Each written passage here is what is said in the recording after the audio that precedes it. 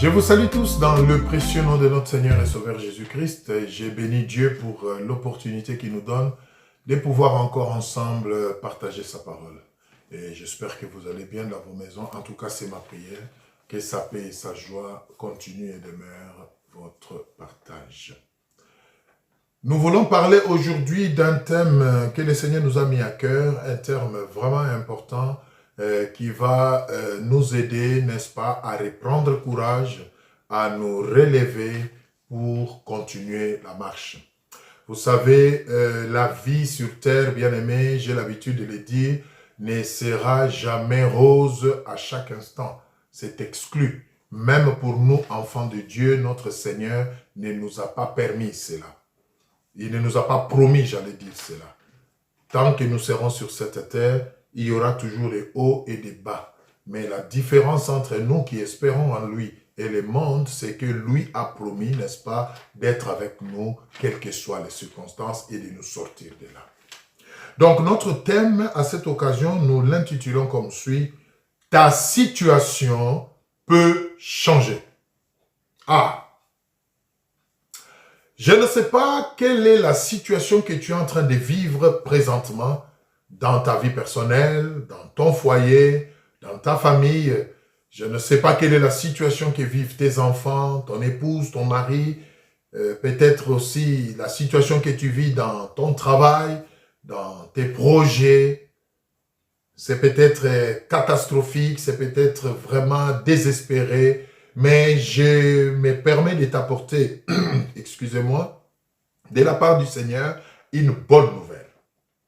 Et la bonne nouvelle, c'est que cette situation-là, peu importe son ampleur, peu importe sa durée, crois-moi, le Seigneur te dit aujourd'hui, elle peut changer.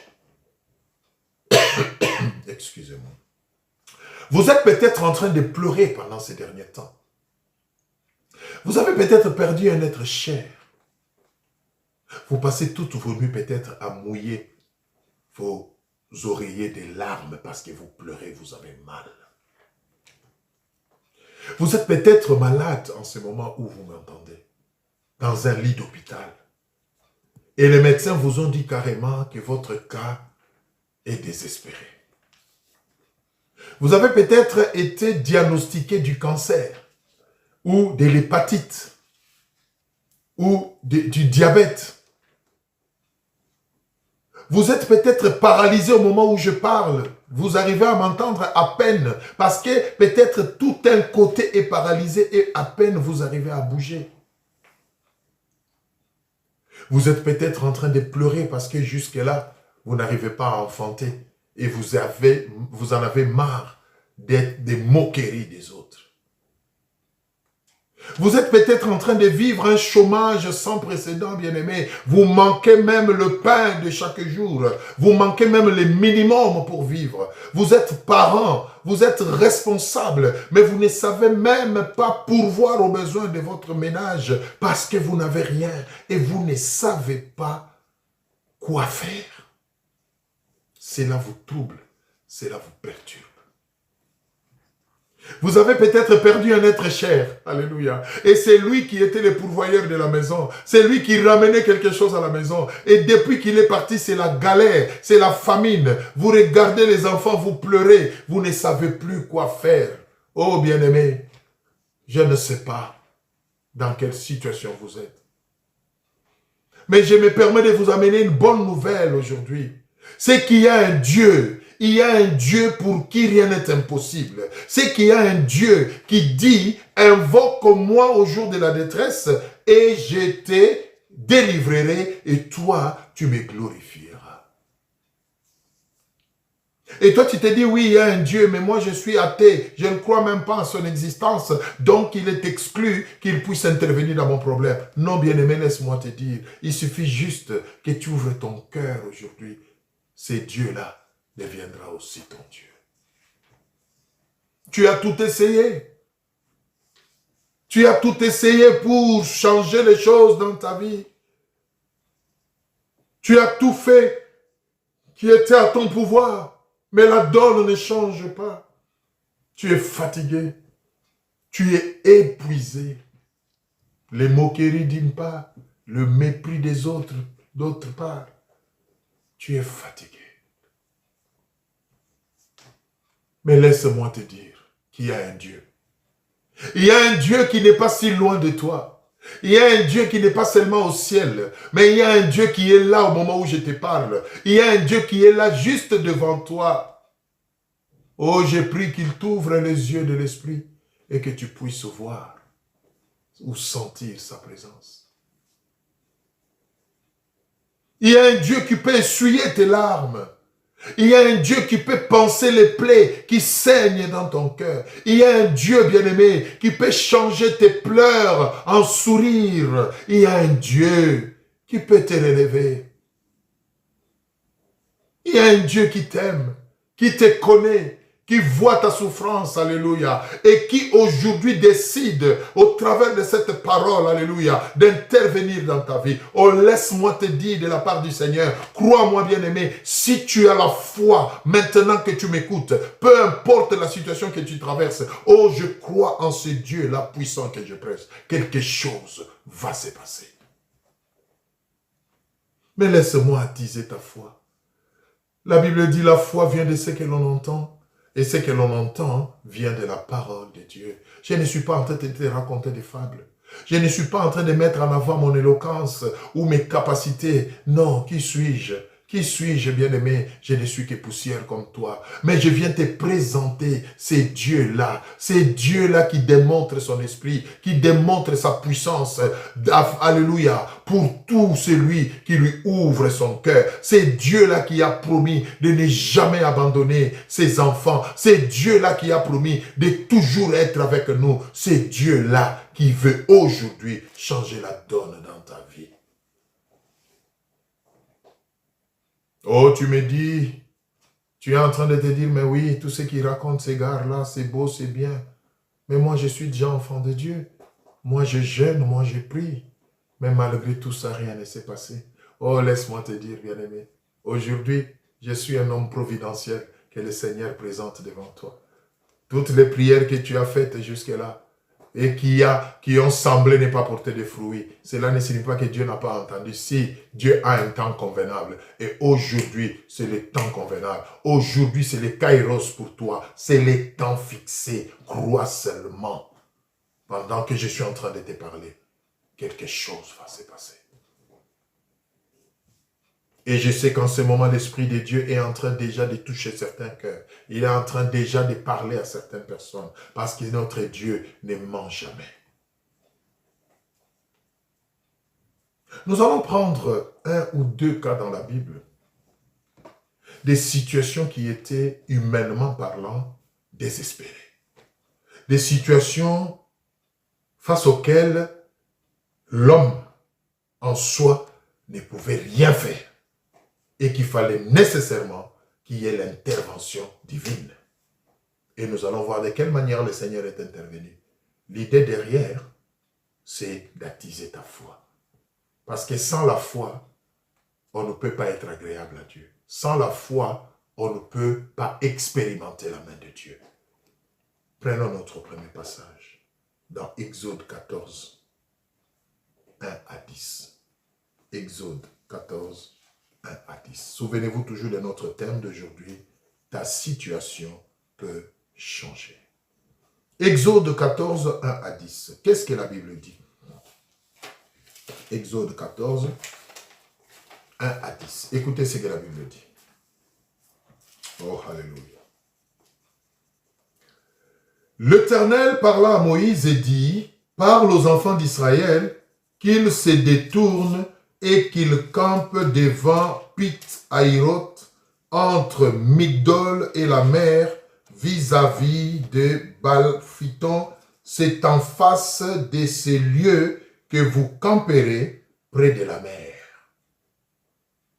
Pharaon dira des enfants d'Israël, ils sont égarés dans le pays, le désert les enferme. J'endurcirai le cœur de Pharaon et il le poursuivra. Mais Pharaon et toute son armée serviront à faire éclater ma gloire et les Égyptiens sauront que je suis l'Éternel. Et les enfants d'Israël firent ainsi. En annonçant au roi d'Égypte que le peuple avait pris la fuite, alors le cœur de Pharaon et celui de ses serviteurs furent changés. À l'égard du peuple, il dit, qu'avons-nous fait en laissant aller Israël dont nous n'aurons plus les services? Et Pharaon attela son char et il prit son peuple avec lui. Il prit 600 chars. Écoutez bien aimé, il prit 600 chars d'élite et tous les chars de l'Égypte. Il y avait surtout des combattants. Il y avait sur tous des combattants. L'Éternel endurcit le cœur de Pharaon, roi d'Égypte, et Pharaon poursuivit les enfants d'Israël. Les enfants d'Israël étaient sortis la main levée. Les Égyptiens les poursuivirent, et tous les chevaux, le char de Pharaon, ses cavaliers et son armée, les atteignirent campés, alléluia, près de la mer, vers Pi-Hahiroth, vis-à-vis de Baal-Tzephon. Pharaon approchait. Les enfants d'Israël levèrent les yeux. Et voici les Égyptiens étaient en marche derrière eux. Et les enfants d'Israël eurent une grande frayeur. Et crièrent à l'Éternel. Ils dirent à Moïse, n'y avait-il pas des sépulcres en Égypte sans qu'il soit besoin de nous mener mourir au désert? Que nous as-tu fait en nous faisant sortir d'Égypte? N'est-ce pas là ce que nous te disions en Égypte? Laisse-nous servir les Égyptiens, car nous aimons mieux servir les Égyptiens que de mourir en désert. Moïse répondit au peuple, ne craignez rien. Oh bien-aimés, prenez cette parole pour vous. L'Esprit de Dieu vous dit aujourd'hui, ne craignez rien. Restez en place. Et regardez la délivrance que l'Éternel va vous accorder en ce jour. Car les Égyptiens que vous voyez aujourd'hui, vous ne les verrez plus jamais.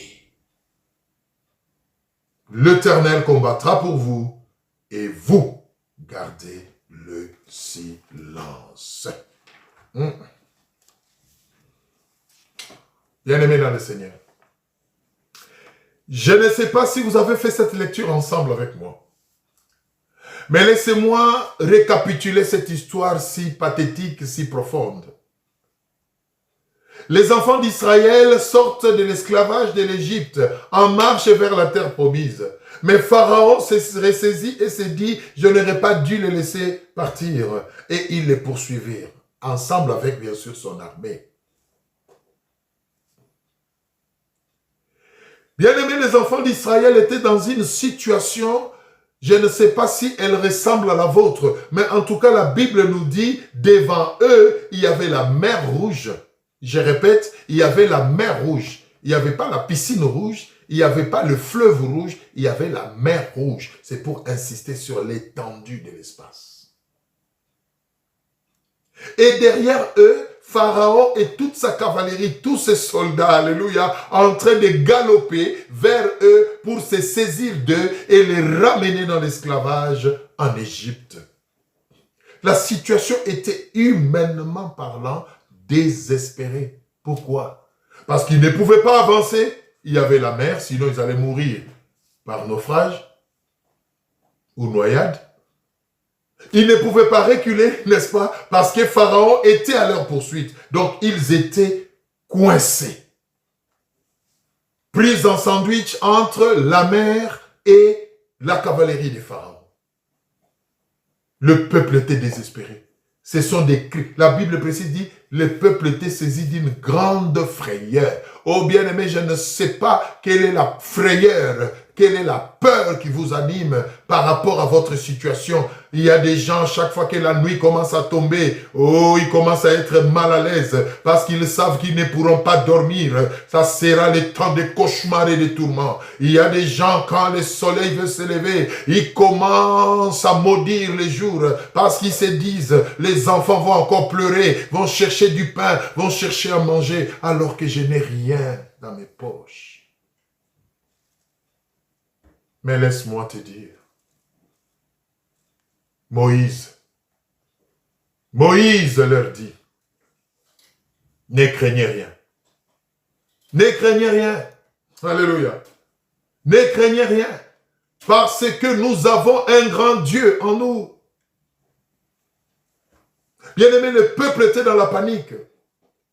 Mais Moïse connaissait le Dieu qu'il servait. Et ici, j'aimerais ouvrir une parenthèse. Vous qui êtes déjà enfants de Dieu, donnez-vous la peine d'être enseigné. Cherchez à connaître ces dieux-là. Bien-aimés, vous n'avez pas cru à un Dieu irresponsable. Vous avez cru à un Dieu puissant, à un Dieu fort, qui a créé le ciel et la terre par sa parole, qui a créé le ciel et la terre par sa parole, devant qui rien ne peut résister. C'est lui-là, votre Dieu.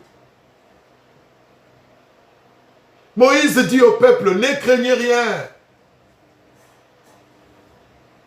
Que Pharaon qui avance au galop avec sa cavalerie ne vous effraie pas. Que la mer rouge qui est devant vous ne vous effraie pas. Tournez vos yeux vers le Dieu qui nous a sortis de là et qui nous a dit camper là. Il est là avec nous. Regardez bien ces Égyptiens que vous voyez là. Parce que d'ici là, vous ne les verrez plus jamais. Oh, alléluia. Ta situation peut changer.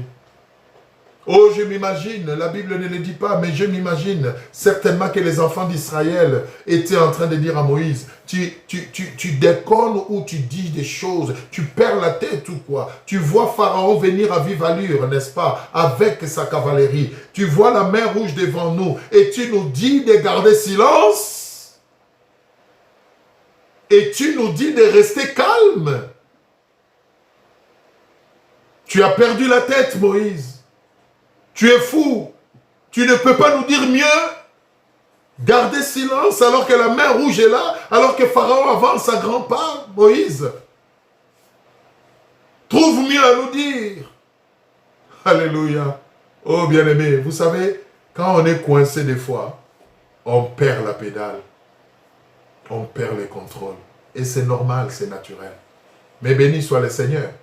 Parce qu'il met toujours quelqu'un devant nous qui, lui, reste serein par la grâce pour nous ramener tous. Et c'est ce que la parole de Dieu est en train de faire ce soir dans votre vie. Vous paniquez. Quand vous regardez aux diagnostics médicaux, vous vous dites, c'est fini pour moi. Quand vous regardez à votre situation, vous vous dites, je ne m'en sortirai pas. Quand vous regardez à votre âge, vous vous dites, j'ai même déjà dépassé la ménopause, donc la maternité pour moi c'est exclu. Quand vous regardez votre âge, vous vous dites, c'est fini, je n'ai plus l'âge d'être embauché, d'être pris dans un travail parce que j'ai dépassé la cinquantaine, c'est fini pour moi. Non, laissez-moi vous dire, comme Moïse a dit au peuple ces jours-là, ne craignez rien. Votre situation peut changer. Il y a un Dieu qui contrôle tout. Il y a un Dieu qui est capable de changer les circonstances et les temps en votre faveur. Alléluia. Bien-aimés, lisez la suite de cette histoire. Tout ce que Moïse a déclaré au peuple, Dieu l'a accompli à la lettre. Il leur a dit 2 choses. Non, 3. Ne craignez rien. L'Éternel est là. Effectivement, Dieu était là. Lisez la suite de l'histoire, vous verrez. Il leur a dit une deuxième chose. Ces Égyptiens-là que vous voyez, regardez-les bien. Parce que d'ici là, vous ne les verrez plus jamais. Lisez la suite de l'histoire. Ces Égyptiens-là ont été tous engloutis dans la mer Rouge. Et les enfants d'Israël ne les ont plus jamais revus. Et il leur a dit une troisième chose. Gardez silence. L'Éternel combattra pour vous. Et effectivement, l'Éternel a combattu pour eux. De quelle manière l'Éternel a combattu pour eux? De manière miraculeuse. Bien aimé, les miracles existent. La Bible dit, Dieu ordonna à Moïse, alléluia, d'étendre son bâton vers la mer. Et la mer va se diviser en deux. Bien aimé, quel est ce bâton qui peut diviser? Pas une piscine, pas un fleuve, pas une rivière, mais la mer, dont on ne voit pas la fin. La scinder en deux. La Bible dit, la mer Rouge s'est ouverte. Alléluia. Un couloir s'est créé. De part et d'autre, les eaux se sont retenues comme des murailles. Et un couloir a été créé au milieu de la mer. Seul Dieu peut faire des choses. Bien-aimé, votre maladie est incurable. Il n'y a pas encore de solution scientifique. Mais il y a un Dieu qui a créé le corps, qui le connaît mieux que les médecins et qui est capable de vous guérir de votre cancer, qui est capable de vous guérir de votre sida, qui est capable de vous guérir de votre diabète, qui est capable de vous guérir de votre hépatite, qui est capable de vous restaurer. On vous a dit que vous n'avez plus d'utérus, vous ne pouvez pas concevoir. Laissez-moi vous dire qu'il y a un Dieu, alléluia, qui a créé l'utérus et qui peut faire que vous puissiez concevoir. L'âge est dépassé. C'est vrai, on vous parle de la ménopause, 40, 45 ans, vous vous dites, j'ai 50 ans, c'est fini. Bien aimé, le Dieu des miracles peut vous donner un enfant, quel que soit l'âge. S'il a scindé la mer Rouge en deux, créé un couloir à sec. La Bible dit, le peuple a traversé la mer Rouge à sec. À sec, bien aimé. Ne limitez pas Dieu. Que votre âge ne limite pas Dieu. L'âge est avancé, je ne peux plus envisager le mariage. Qui vous a dit ça? L'âge est avancé, on ne peut plus m'embaucher pour travailler. Qui a dit ça? Dieu est capable de faire exception pour vous. Mais vous devez croire, comme Moïse a cru. La Bible dit, le peuple a traversé la mer Rouge à pied sec. Alléluia. Jusqu'à l'autre bord. Et les Égyptiens qui les pourchassaient, je ne sais pas, animés par quoi, mais je sais que Dieu a voulu, il l'avait d'ailleurs déclaré avant, ils vont servir à ma gloire. Pharaon et sa cavalerie ont poursuivi Israël dans les eaux. Vous voyez comment le Seigneur aveugle même nos ennemis. Bien-aimés, quand Dieu veut changer votre situation, malheur à celui qui s'y oppose. Quand Dieu veut montrer sa gloire dans votre vie, malheur à vos ennemis téméraires, parce que Dieu peut même les raser physiquement pour vous donner votre héritage. Pharaon est entré dans les couloirs. Et Dieu, vous savez, Dieu c'est un stratège. Il les a laissés avancer. Avancer jusqu'au beau milieu des eaux dans le couloir. Et quand le dernier du peuple a traversé, le Seigneur a ordonné aux eaux de regagner leurs places respectives. Imaginez la suite. Pharaon et son armée ne pouvaient plus reculer, ne pouvaient plus avancer, pris en piège par les deux murailles des eaux qui s'étaient fondues. Et tout ce que Moïse avait déclaré par la foi s'est accompli. Ces Égyptiens-là, le peuple d'Israël ne les avait plus jamais revus. Laissez-moi vous dire une chose, bien-aimés. Vous avez un grand Dieu. Apprenez à faire des déclarations par la foi. Moïse n'avait pas encore vu comment Dieu allait diviser la mer Rouge en deux. Moïse n'avait pas encore vu comment les Égyptiens allaient périr dans les eaux. Moïse n'avait pas encore vu comment Dieu allait manifester sa gloire. Mais il a cru. Alléluia. La foi, bien-aimée. Moïse a cru fermement en ce Dieu-là. Et cette foi l'a poussé à faire ce qu'on appelle des déclarations. Bien-aimés, apprenez à faire des déclarations. La Bible dit le pouvoir de la vie et de la mort. La vie et la mort sont au pouvoir de la langue. C'est-à-dire, votre langue peut donner la vie ou donner la mort selon ce qui sort de votre bouche. Apprenez à déclarer la victoire dans vos combats, la victoire dans vos défaites. Apprenez à déclarer la guérison dans votre corps, même si vous ne savez pas comment cela va se passer. Déclarez que c'est possible. Et le Seigneur, alléluia, qui est le consommateur de la foi, accomplira vos déclarations. Moïse n'avait pas encore vu. Voilà pourquoi le peuple pouvait le traiter de fou. Gardez silence. Moïse, tu n'as pas mis à nous dire vraiment, gardez silence. La mer rouge est là. On ne peut pas avancer. Pharaon avance. On est là et tu nous dis gardez silence. On va garder silence pourquoi? Nous voulons mourir en silence. Ils ont même commencé à se souvenir de l'Égypte. Ça vous arrive, non? J'ai entendu les enfants de Dieu dire, quand j'étais païen, je ne manquais pas de lait de beauté. Quand j'étais païen, je ne manquais pas du pain. Mais maintenant que j'ai donné ma vie au Seigneur, apparemment c'est comme si tout est devenu difficile. Non, tout n'est pas devenu difficile. Le Seigneur est en train de vous former. Le Seigneur est en train de vous sanctifier de tout ce que vous avez accumulé comme mentalité dans le monde. Le temps vient où il va vous glorifier, il va vous justifier. Persévérez. Persévérez. J'aimerais vraiment qu'on puisse prier. Il y a beaucoup de cas que je peux évoquer. Vous connaissez l'histoire de la femme à la perte des sangs. Je vous donne les passages, vous allez lire. La femme à la perte des sangs. Marc 5, 25 à 34. Cette femme qui avait souffert, la Bible dit, entre les mains de plusieurs médecins, qui avait dépensé tout son avoir sans trouver aucun soulagement. Mais un jour, elle a entendu parler de Jésus. Bien-aimé Jésus, Jésus est la réponse. Jésus est la solution. Il n'y a aucune situation dans votre vie qui ne peut fléchir devant le nom de Jésus.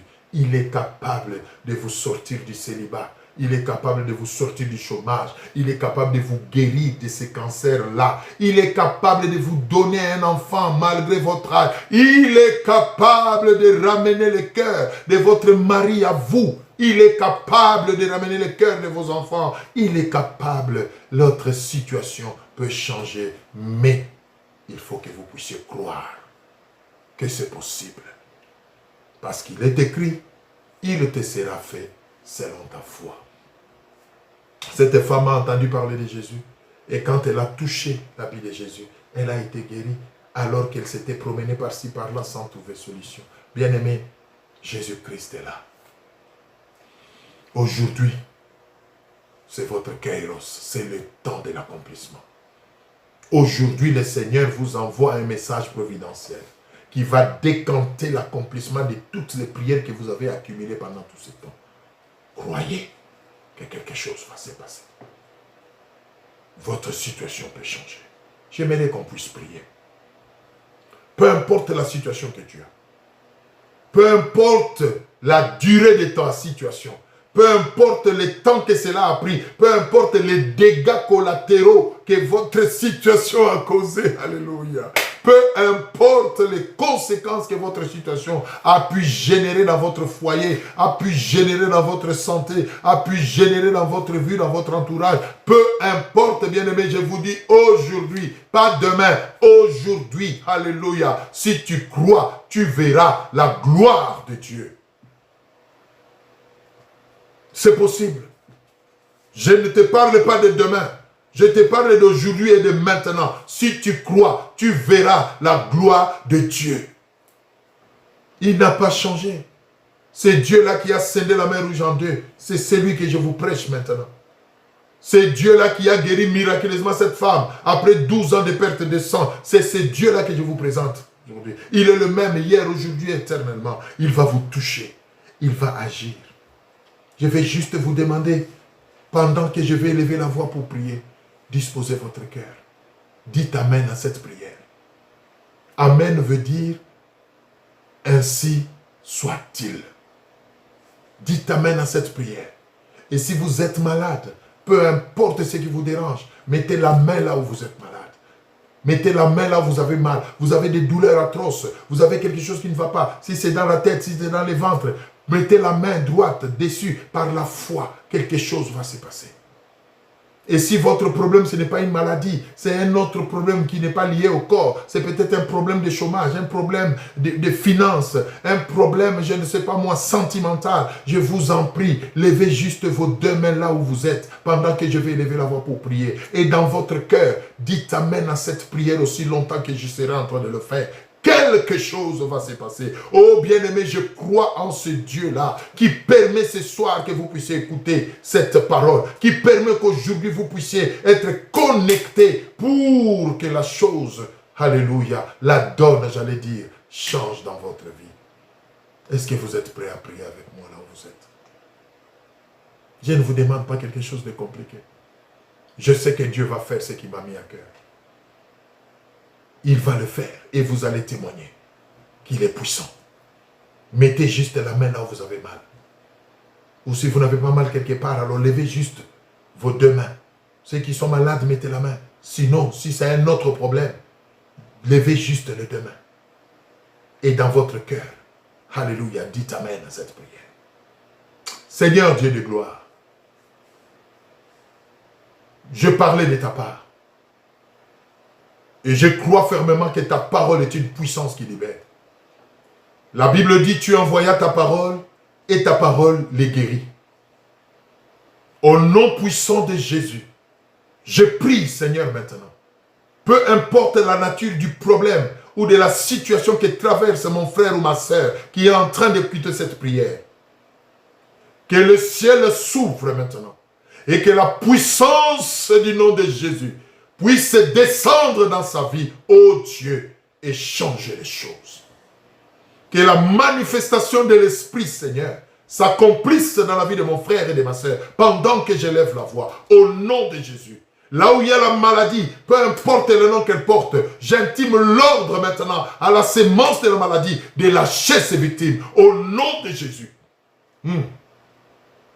Là où l'ennemi a volé, j'ordonne à la restitution au nom de Jésus de s'opérer maintenant. Là où il a détruit, j'ordonne à la restauration de s'opérer maintenant au nom de Jésus. Quels que soient les domaines, ô Dieu. Et là où la mort a gagné du terrain, j'ordonne à la vie de reprendre place. Alléluia. Au nom puissant de Jésus, que tous ceux qui étaient morts dans votre vie reprennent vie maintenant. Que la puissance de la résurrection, alléluia, se manifeste dans votre vie, dans votre foyer, dans votre maison. Que vos cellules, vos organes soient restaurés, renouvelés par la puissance du nom de Jésus. Que les chaînes tombent et partout où il y a une influence démoniaque, partout où il y a une influence satanique, j'ordonne à ces esprits de quitter maintenant au nom de Jésus. Soyez libres, bien-aimés. Soyez libres, bien-aimés. Soyez libres là où vous êtes. Que le feu de Dieu consume, détruise toute sémence qui n'est pas de Dieu et qui a bloqué votre vie. Que la malédiction soit changée en bénédiction. Au nom de Jésus. Que la mort soit changée en vie. Au nom de Jésus. Au nom de Jésus. Alléluia. Père, je te bénis parce que tu es fidèle. Tu nous exauces toujours. Que ta grâce accompagne ta parole. Là où se trouve chacun de tes enfants. Et que quelque chose se passe. Au nom puissant de Jésus, je prie. Amen. Voilà, bien-aimés, je vous exhorte vraiment à continuer à faire des déclarations par rapport à votre situation et à croire que quelque chose s'est passé aujourd'hui. Et croyez-moi, quelque chose s'est effectivement passé. Vous allez le voir. Et si vous voulez pousser votre foi très loin, allez refaire vos examens. Allez vérifier les choses. Rentrez encore là où on vous a repoussé pour le travail. Revenez. Quelque chose s'est passé là, bien-aimé. Et tout cela sera pour la gloire de notre Dieu. Que le Seigneur vous bénisse. Et je vous dis à une prochaine occasion.